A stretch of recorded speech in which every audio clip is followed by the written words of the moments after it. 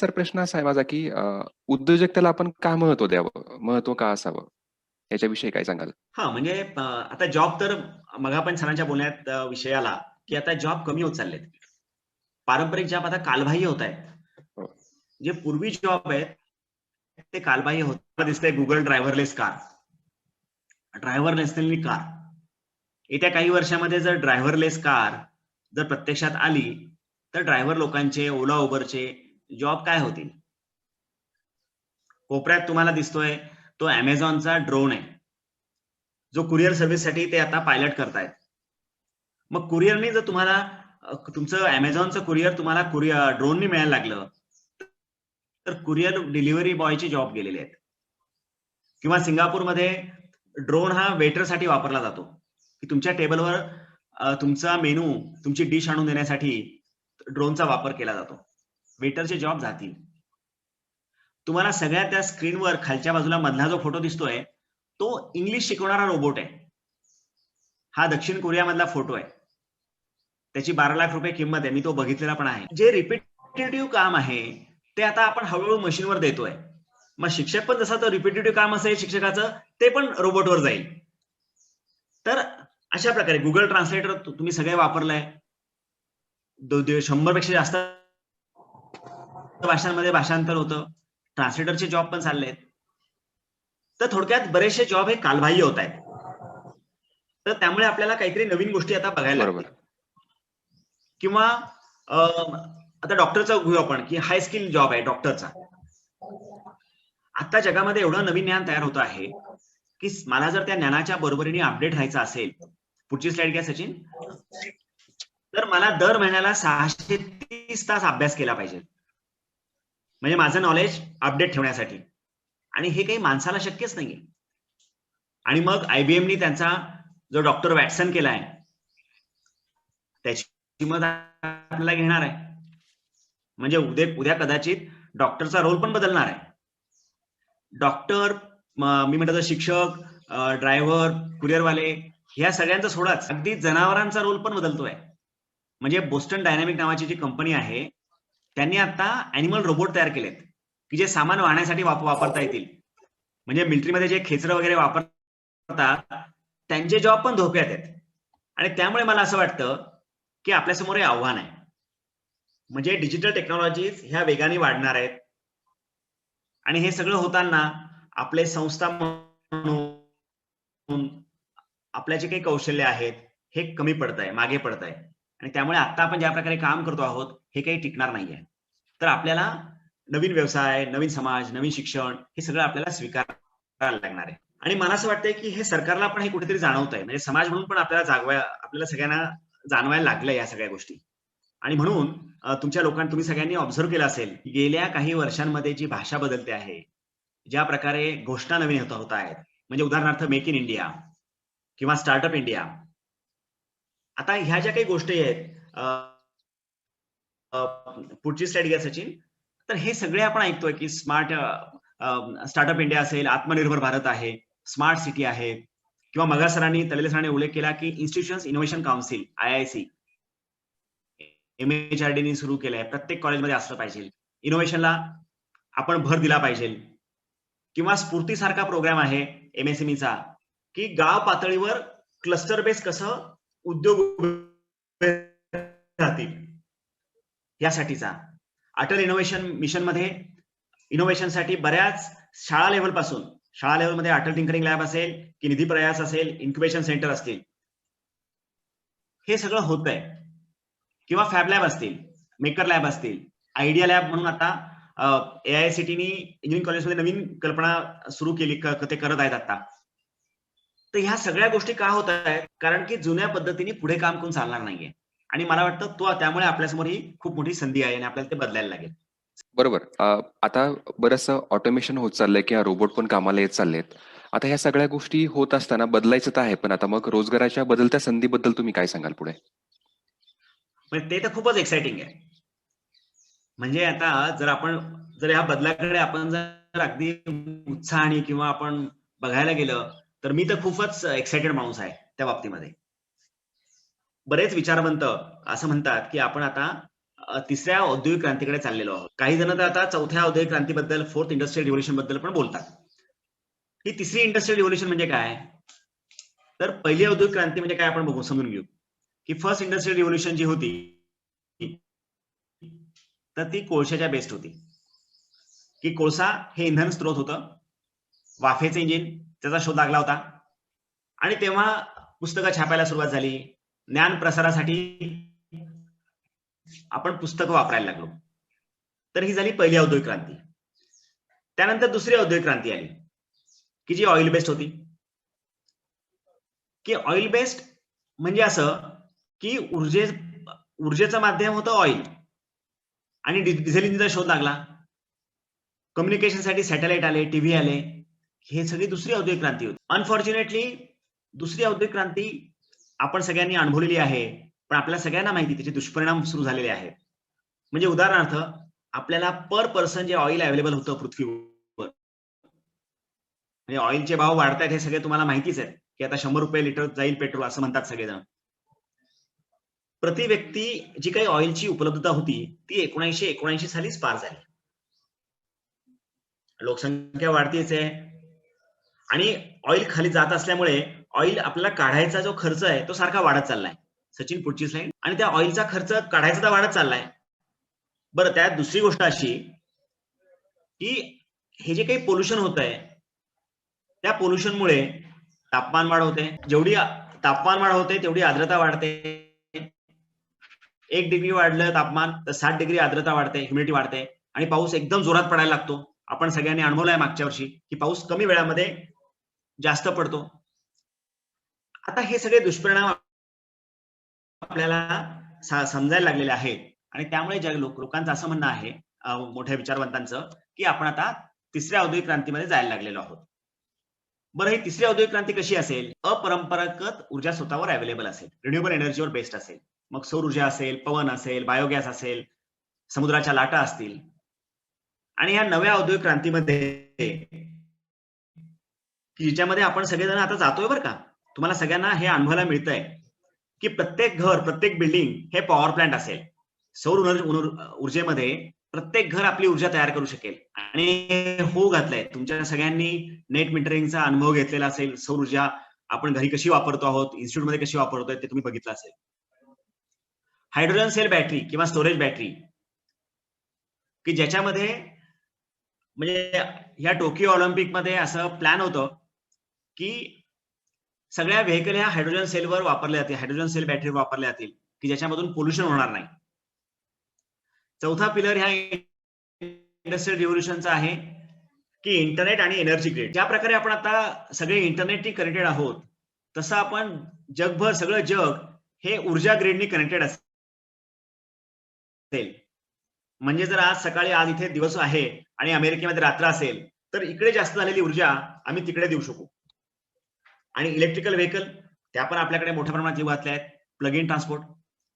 तर हे सगळं येऊ घातलेलं आहे, आणि त्यामुळे मला असं वाटतं की आपल्याला ऑपॉर्च्युनिटी खूप आहेत.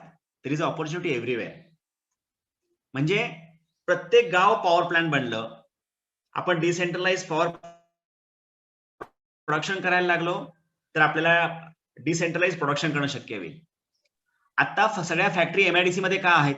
सगळ्या फॅक्टरी शहराच्या जवळ का आहेत?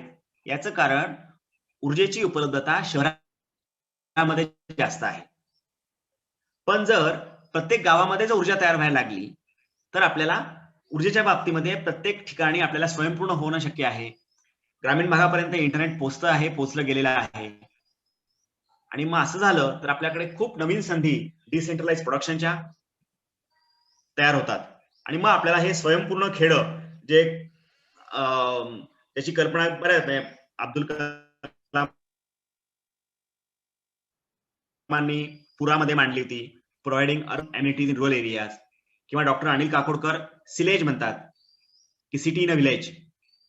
तर आपण अशा प्रकारे स्वयंपूर्ण खेडं, म्हणजे जगामध्ये इतर देशांमध्ये फॅक्ट सिटी नावाची कल्पना आहे की स्वयंपूर्ण गाव, संपूर्ण की शहर की जे स्वतःच्या गरजा स्वतःच भागवू शकेल.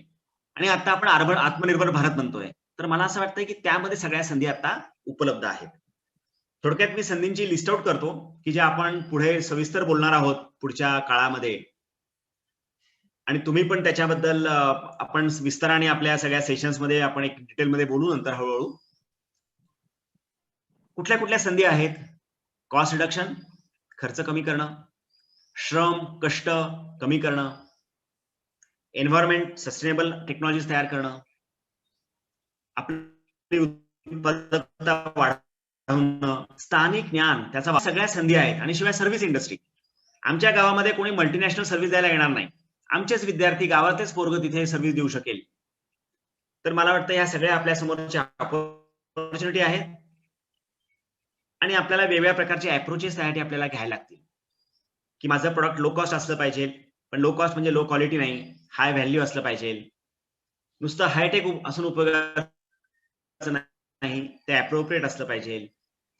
एखादं प्रोडक्ट माझं ड्युरेबल असावं का फंक्शनल असावं, त्याविषयी पण आपल्याला नवीन इनोव्हेटिव्ह आपल्याला गोष्टी सुचतील. आणि जुगाड किंवा काहीतरी मेकशिफ्ट आपण प्रोटोटाइप करणं, प्रोजेक्ट करणं. आपल्या काही कॉलेजेस मी बघितलेत की बरेच वेळा कॉलेजची मुलं प्रोजेक्ट करताना काहीतरी जुगाड करतात, एक्झाम पुरतं काहीतरी डेमो होतो.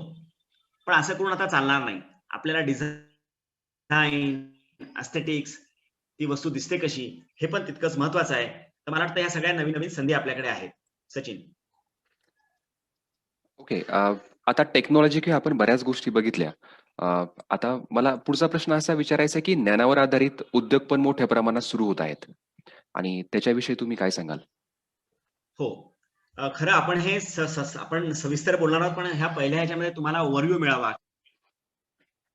की काय काय आहे. त्यामुळे मी या सगळ्या गोष्टी तुमच्याशी बोलतो आहोत. तुम्हाला सगळ्यांना माहिती आहे, पूर्वी जे ऑइलचं महत्व होतं ते आता डेटाला आहे आणि त्याच्या आधारावर नवीन अनेक उद्योग सुरू झालेले आहेत.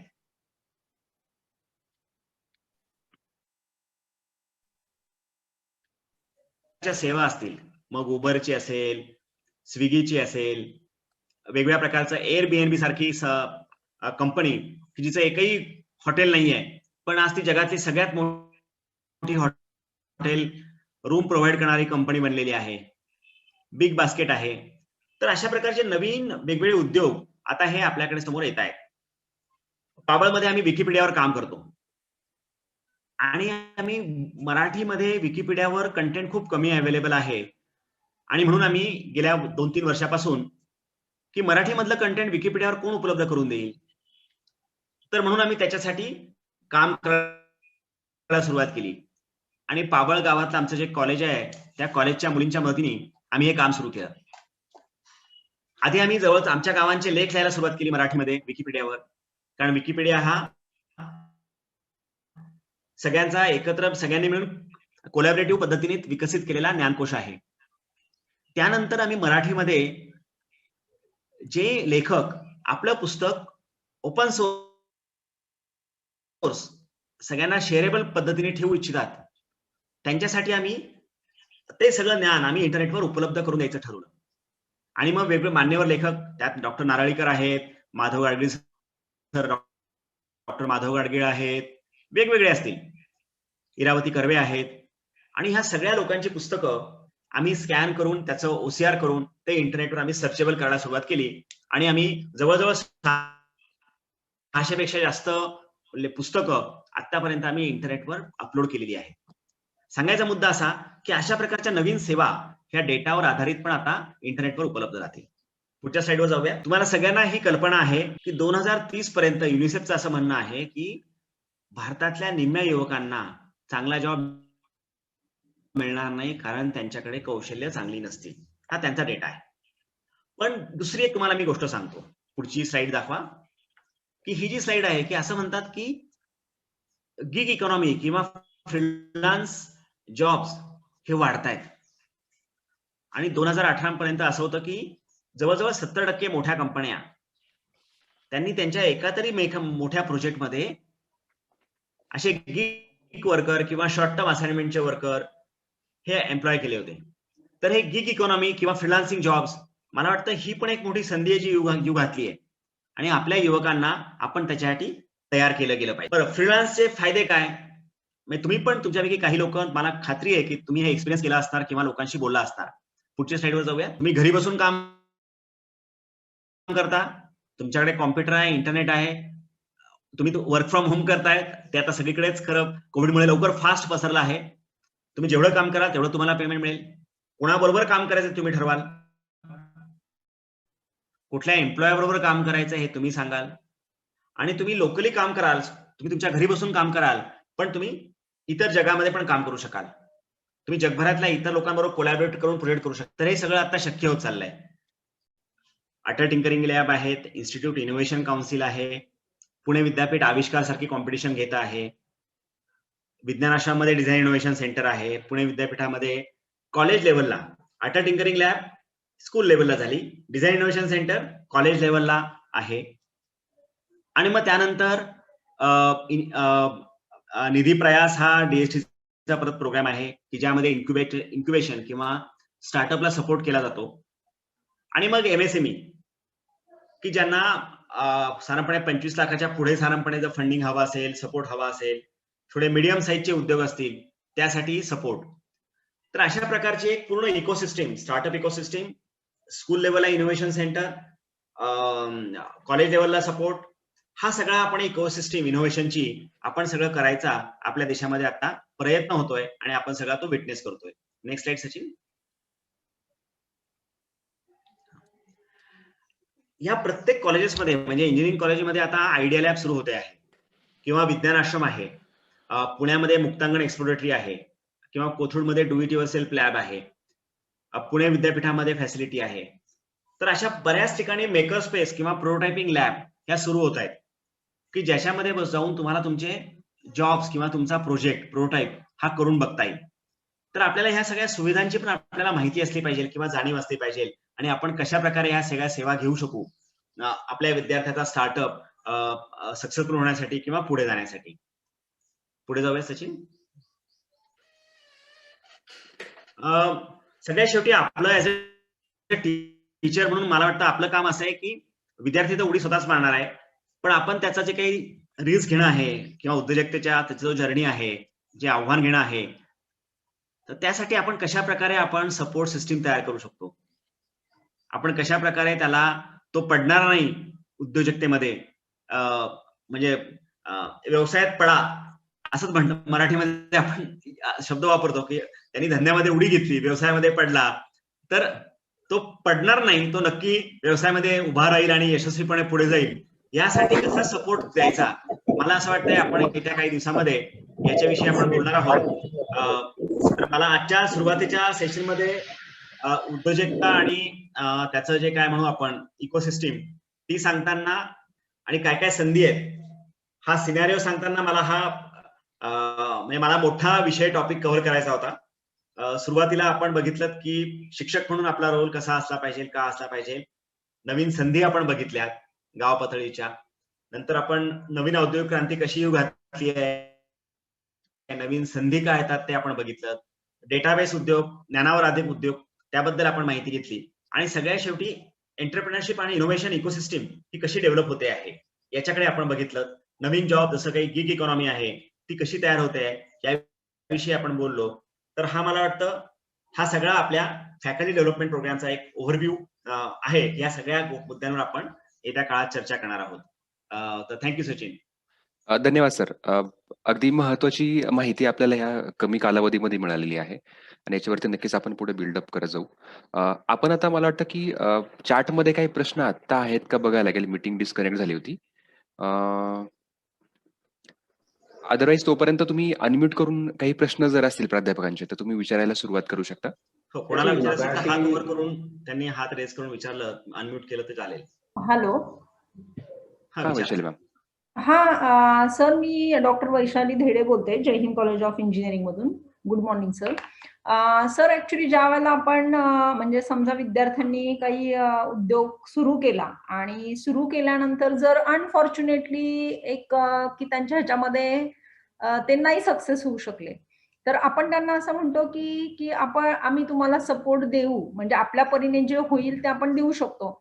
पण काही गव्हर्नमेंटच्या अशा काही योजना आहेत का की जरी त्यांनी रिस्क घेऊन एखादा बिझनेस सुरू केला आणि त्यामध्ये ते फेल्युअर झाले अनफॉर्च्युनेटली, तर त्यांना सपोर्ट म्हणून काही आहे का? म्हणजे खरं ह्या कोर्सचा उद्देश तोच आहे. म्हणजे दुसरा प्रोग्राम पण घेतोय. उद्योग सक्सेसफुल होण्यासाठी आता व्यंकटेश सर आपल्याबरोबर आहेत आणि ते अजूनही आपल्या आज दुपारी आणि नंतर आपले सेशन घेणार आहेत. एखादी आयडिया नीटपणे इव्हॅल्युएट केली, त्याची आपण रिस्क असेसमेंट व्यवस्थितपणे केली आणि एक्सपर्ट बरोबर ती आयडिया किंवा त्याची फिजिबिलिटी नीट अगदी आपण म्हणून सायंटिफिक दृष्ट्या व्हॅलिडेट करून आपण जर उद्योगात उडी घेतली तर आता उद्योजकता हे शास्त्र म्हणून इतकं विकसित झालंय की त्यामध्ये फेल्युअरची शक्यता फार कमी असते तिथे. आणि तुम्हाला हे कसं जायचं स्टेपमध्ये, तर पहिल्यांदा आयडिया, मग ती आयडिया प्रूफ ऑफ कन्सेप्ट हे करण्यासाठी आपल्याला सपोर्ट अवेलेबल असतो. तुमचा त्याचा आयपीआर कसा घ्यायचा आहे, तुझी काय नक्की आयडिया आहे, ती खरंच स्ट्रॉंग कशी करून बघायची आहे त्यामधले, तर यासाठी आपल्याला हे सपोर्ट स्ट्रक्चर पूर्वी नव्हतं ते आता उपलब्ध आहे. तर मला वाटतंय की एखाद्या मुलाने आंधळेपणाने एखादी उडी मारली तर ती शक्यता जास्त आहे की तो फेल होऊ शकतो किंवा अडचण येऊ शकते. पण आपण त्याला नक्की आपण असा प्रयत्न करू की तो फेल होणार नाही. इनफॅक्ट तुमचं आणि माझं तेच काम आहे की तो विद्यार्थी त्याला धोके दाखवणं आणि गव्हर्नमेंटच्या ह्या योजना नक्की आहे की त्याची नवीन आयडिया असेल त्याला प्रोटोटायपिंगसाठी त्याला सपोर्ट मिळू शकतो. त्याला पायलट करायचं असेल तर पायलटसाठी त्याला सपोर्ट मिळू शकतो, म्हणजे फायनान्शियल सपोर्ट पण मिळू शकतो त्या लेवलला. पायलट जर यशस्वी झाला तर त्याच्या डेटानुसार त्याला एक काय म्हणू आपण स्टार्टअप सुरू करायला मदत मिळू शकते. आणि स्टार्टअप सुरू सक्सेसफुल झालं, त्याचा डेटा मिळाला तर तुम्हाला तो स्केलअप करण्यासाठी सुद्धा सपोर्ट मिळतो. तर मला वाटतंय की आपल्याला ह्या सगळ्या स्टेप्स आपल्याला माहित पाहिजे की त्याची आयडिया कुठल्या लेवलला आहे, म्हणजे त्याचा जो पॅरामीटर आहे इनोव्हेशनचा त्यात तो नक्की कुठे आहे. त्याची नुसती आयडिया असेल तर ती आयडिया आपल्याला पहिल्यांदा प्रोटोटायपिंग लेवलला न्यायला लागेल आणि त्यासाठी त्यांनी कोणी मदत करावी हे आपल्याला त्याला सांगायला लागेल. त्याचा प्रोटोटायपिंग झाला तो पायलट करून बघायला पाहिजे. पायलट करून चांगला झाला त्याला सांगायला लागेल की बाबा रे तू आता स्टार्टअप सुरू कर आणि तू आता ह्या प्रकारची मदत तुला मिळू शकेल आणि तुला हे कॉन्ट्रीब्युट करायला लागेल. फॉर्च्युनेटली पैसा हा कन्स्ट्रेंट चांगल्या आयडियाला आता नाहीये. म्हणजे बरेच आपल्याला चांगली कल्पना असेल तर आपल्याला रिसोर्सेस उभे करता येतील आणि आपण इनफॅक्ट आपण काही येत्या काही दिवसामध्ये त्याविषयी आपण अजून माहिती घेऊ. नमस्ते सर. हॅलो. नमस्कार. नमस्ते सर, मी सिटी बोरा कॉलेजमधून डॉक्टर रेणुका गायकवाड बोलते sir. First of all thank you so much for organizing such a nice development program for the teachers.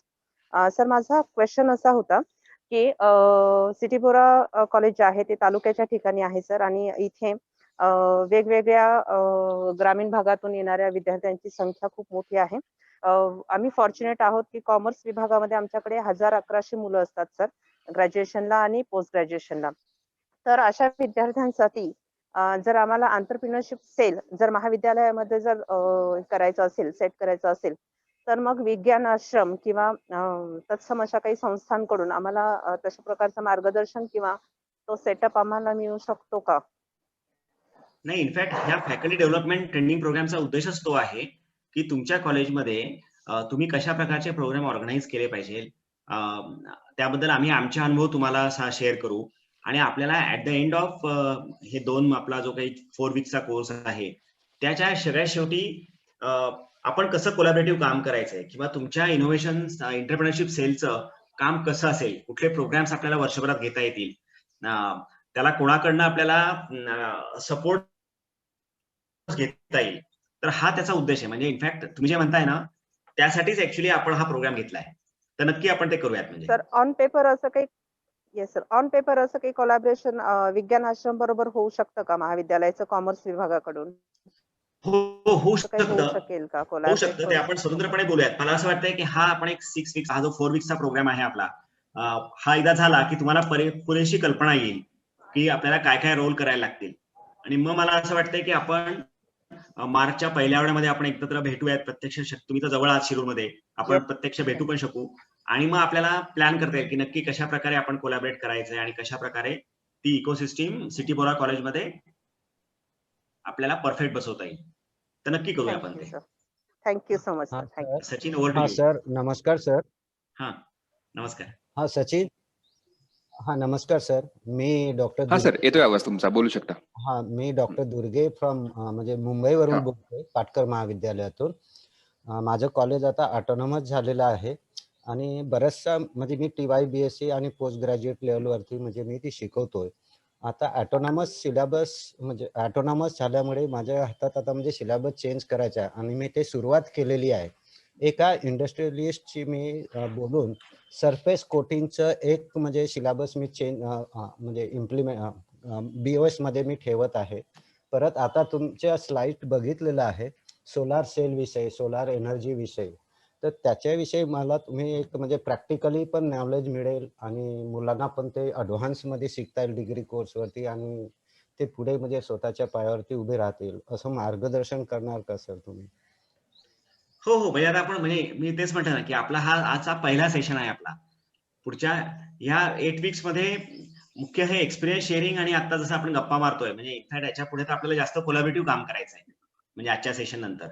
तर तुम्ही जे म्हणताय ते नक्की पॉसिबल आहे की सौर एनर्जी बद्दल तुम्हाला आमच्याकडनं काही मदत हवी असेल, जसं सिटी बोरा कॉलेजचा मला उल्लेख आला, त्यांच्याबरोबर आम्ही त्यांना सोलरच्या बद्दल आम्ही ऑलरेडी मदत करत आहोत. बऱ्याच कॉलेजेस बरोबर आम्ही त्या कॉलेजेसमध्ये फॅब लॅब एस्टॅब्लिश करण्यासाठी आम्ही मदत केलेली आहे किंवा करत आहोत.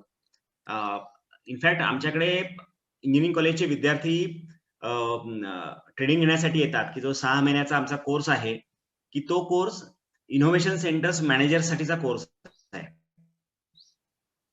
म्हणजे आता बऱ्याच भारतामधल्या बऱ्याच इनोव्हेशन सेंटर्स मध्ये विज्ञान आश्रममध्ये जो काही कोर्स चालतो फॅब अकॅडमीचा, तो कोर्स पास झालेली मुलं ही इन्क्युबेशन सेंटर म्हणजे मला वाटतं 19 वगैरे इनोव्हेशन सेंटर्स मधली जे मॅनेजर्स आहेत ते आता माझे अल्युमिनाई आहेत. आता त्यामुळे तुम्ही जे म्हणताय सर, तर आम्हाला ते तुम्हाला शेअर करायला आवडणार आहे. म्हणूनच खरा हा प्रोग्राम ऑर्गनाईज केलाय की हे आपण शेअर करूयात. आणि ते मराठीतून करायचं पण कारण असंच आहे की आम्हाला आमच्या परिसरामधल्या लोकांशी जास्त लवकर कनेक्ट करून घ्यायचं आहे. तर हाच त्याचा उद्देश आहे. Thank you sir. बरोबर. आता चार्टमध्ये फक्त आपण एक शेवटचा प्रश्न घेऊ. आपण चर्चा आज दिवसभर करणार आहोत. ब्रेकच्या आधी फक्त आपण एक प्रश्न घेऊया. सरांनी एक विचारलं आहे याच्यामध्ये की त्यांच्या कॉलेजचे विद्यार्थी विज्ञानाश्रमच्या कोर्सला ऍडमिशन घेऊ शकतात का? हो, घेऊ शकतात. घेऊ शकतात. आम्ही वेगवेगळ्या प्रकारच्या इंटर्नशिप आमच्याकडे असतात. तर त्या इंटर्नशिप मध्ये पण ते भाग घेऊ शकतात. तर यासाठी इंडिव्हिज्युअल विद्यार्थी पण येऊ शकतो का कॉलेज टायअप नाही, थ्रू किंवा नाही, स्कूल नाही, टायअप individual. थ्रू? नाही, कसं आहे, उद्योजक हा इंडिव्हिज्युअल बनतो, इनोव्हेटर पण इंडिव्हिज्युअल असतो. त्यामुळे आणि आम्हाला छोट्या नंबर मध्ये काम करायला विज्ञान आश्रमाला आवडतं. म्हणजे आम्ही 1 to 1 बोलू शकतो आणि त्या मुलाला पुढे नेऊ शकतो. तर तुम्हाला ज्या मुलामध्ये स्पार्क वाटेल तुम्ही नक्की त्याच्याविषयी आम्हाला रेफर करा. एक मुलगा असेल तरी चालतो, आम्हाला काही अडचण नाही. Okay sir, thank you so much. Yes. मला वाटतं की आपण एक 5 मिनिटाचा ब्रेक घेऊ, कारण त्याच्यानंतर आपल्याला परत लगेच दुसऱ्या सत्राला सुरुवात करायची आहे. आपल्याला एंटरप्रेन्योरशिप डेव्हलपमेंट प्रोसेस कशी असते ती समजून घ्यायची आहे. तुमच्या सर्वांचे खूप सारे प्रश्न असतील. तुम्ही आता सध्या चार्टमध्ये लिहून ठेवा तुमचे प्रश्न. आपण सगळ्यांचे प्रश्न घेऊया. पण तोपर्यंत 5 मिनिटचा आपण ब्रेक घेऊ. आता बरोबर 11:23 झालेले आहेत. आपण परत 11:28 मिनिटांनी याच्यावरती भेटूया. तुम्ही लिंक चालू पण ठेवू शकता किंवा डिस्कनेक्ट होऊन पुन्हा कनेक्ट होऊ शकता. आपण 5 मिनिटचा ब्रेक घेतोय. 11:28 ला परत भेटूया आपण. सचिन, पण तोपर्यंत गप्पा मारायला हरकत नाही ना? म्हणजे जर आम्हाला चालेल. ज्यांना गप्पा मारायच्या आहेत ते नक्की मारू शकतील. हो, ठीक आहे. चालेल. म्हणजे मी अवेलेबल आहे, कारण माझं सेशन संपलंय. रणजित सर सेशन घेणार आहेत. तर माझ्याशी कोणाला बोलायचं असेल तर आपण बोलू शकतो. सर, मी वैशाली धेडे बोलते. हो. ऍक्च्युली आमच्या इथून कुरण हे गाव खूप जवळ आहे आणि कॉलेजमधून जवळजवळ म्हणजे जी संख्या आहे बाहेर पडणाऱ्या लोकांची ती जवळजवळ 1,500 ते 2,000 अशी आहे. काही जे फायनल इयरचे विद्यार्थी आहेत ते आता सध्या म्हणजे स्वतःच्याच घरी फार्मिंग मध्ये काही प्रोजेक्ट करतायत.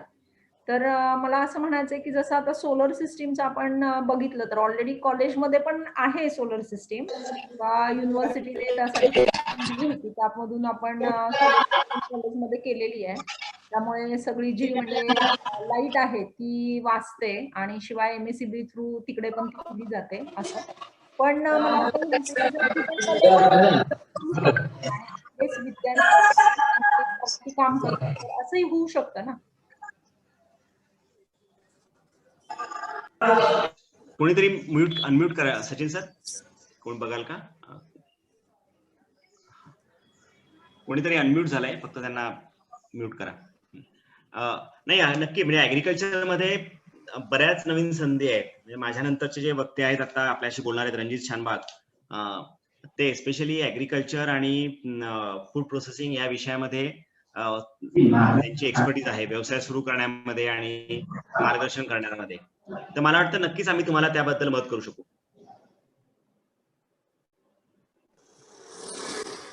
सर हा, बोला कदम सर. सर नमस्कार, मी अजय कदम बोलतोय पुण्यातून. आता ऍक्च्युली 12वीचा विद्यार्थी आहे तो, म्हणजे ताईचा मुलगा आहे, पण तो विद्यार्थी 12वीचा तो पेपर देत नाही, त्याला परीक्षेमध्ये इंटरेस्ट नाही, वाचनात त्याला काही, म्हणजे त्याला बाकीचं काही नाही, युट्यूब, व्हॉट्सअप, फेसबुक, आणि स्वप्न अशी पाहतो की बडा करेंगे, ते स्टेटस पण त्याच्या तसेच असतात, खुद का मालक बनेंगे आणि बिझनेस करायचं वगैरे. त्याला कसं ट्रीट करावं, तो ताईचा मुलगा आहे, त्याला काही बोलू शकत नाही, त्याला कसं ट्रीट करावं त्याचं उत्तर कसं होतं माहिती का, या काही मुलांमध्ये ना खूप एनर्जी असते. म्हणजे विज्ञान प्रचंड. आश्रममध्ये, आम्ही विज्ञान आश्रममध्ये कोर्समध्ये मुलांना ऍडमिशन देताना त्यांचा अकॅडमिक बॅकग्राऊंड बघत नाही आम्ही, कारण ह्या मुलांमध्ये खूप ऊर्जा असल्यामुळे यांना खूप वेगळ्या प्रकारे ट्रीट करायला लागतं. तुमच्या त्या भाच्याला तुम्ही मला भेटायला पाठवा. Sure sir, sure. कारण एक तर असं आहे की म्हणजे इनफॅक्ट आता तुम्हाला रणजित सर जे सेशन सांगणार आहेत त्यामध्ये ते जे आमच्या एका मुलाची एका उद्योजकाबद्दल तुम्हाला सांगणार आहेत, केस स्टडी बोलतील तुमच्याशी.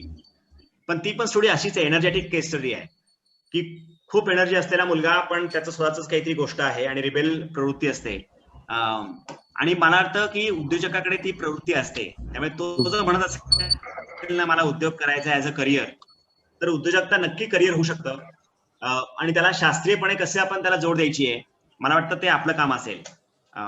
तर त्या मुलाला फक्त आपल्याला बघायला लागेल की तो काही ऑफ ट्रॅक जात नाही ना, एवढंच फक्त आपल्याला बघायला लागेल.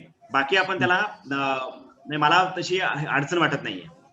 ऑफ ट्रॅक म्हणजे की तो काही त्याला काय म्हणून आपण त्याला काही वेगळ्या सवयी नको लागायला, तर ते आपल्याला काळजी घेणं खूप आवश्यक आहे. त्यामुळे त्याच्याशी क्रॉस नका करू, म्हणजे काय म्हणतो ना आपण, त्याची तुम्ही दोस्ती ठेवा तुमच्या बरोबर.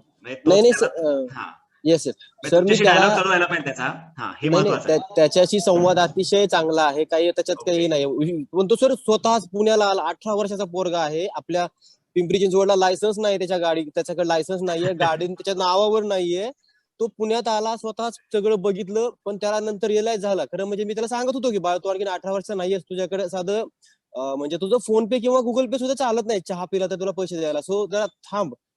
तो इथे आला, आदरापट झाली, आता तो घरी आहे. तो धन्यवाद, मी फार वेळ घेत नाही, बाकीचा वेळ जातोय. मी त्याला 12वीचे त्याचे पेपर झाल्यानंतर स्पेशली मी त्याला घेऊन तुमच्याकडे येईल. जरूर या, नक्की या, मला फोन करून या, मी त्याची प्रत्यक्ष बोलेल आणि आपण भेटू, काही अडचण नाही.